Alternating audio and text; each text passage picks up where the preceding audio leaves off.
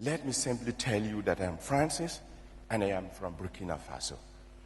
And Burkina Faso is a country in which more than 80% of the population are neither able to read nor write.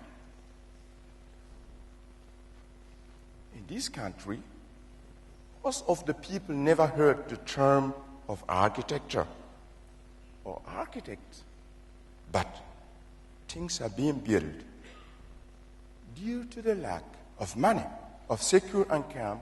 People build a house by themselves. And as a model, they just copy their neighboring house, the new house on the neighborhood. They just try to reproduce it. And most of the time, a mason who has taught himself to build starts to build a house. And when the money finished, they just stop. This is the way people are building in my home country. There, when you build a wall for somebody there who is straight and able to stand in rainy season, people will thank you all their life. They are very happy.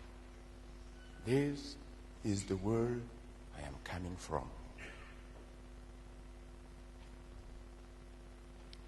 I suppose I don't need to explain to you how great a privilege it is for me to be standing before you today.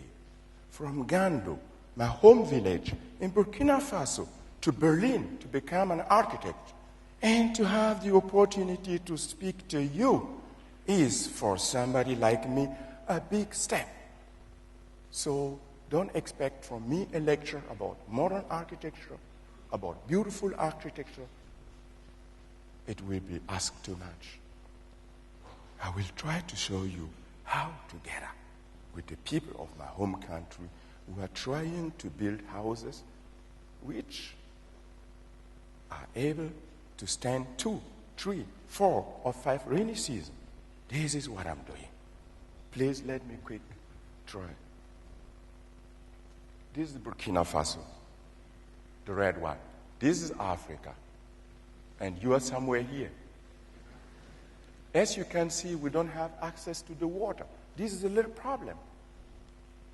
And this is Ouagadougou, the capital city. It is something like Madrid is for Spain or Paris for France. And this, they call it formal. And this, they call it informal. I don't know what is formal and what is informal. What I know is that Ouagadougou has a problem. You know, people are coming from the countryside to the capital city to find better life, to find jobs. This is normal. And what they do? They build a house themselves. And they stay there and leading good life and happy. You know, they're illiterate. So, who can read? Now I can cut my hair here with this, like I did. Or you see the picture, you know what you can have there. Very simple. You can have clothes here. You know that she's using a mobile phone and speaking to somebody. You can get card, prepared card. You can charge it there also. Or bicycle repairs. What I want you to know is this so-called informal. It's formal for the people. They don't care. They don't ask you to give them job. They create their job themselves. But what happened is that we have an example. And this example is your culture. Due to the power of your economy, to the power of your information, you own the information. You own the newspaper. You own television.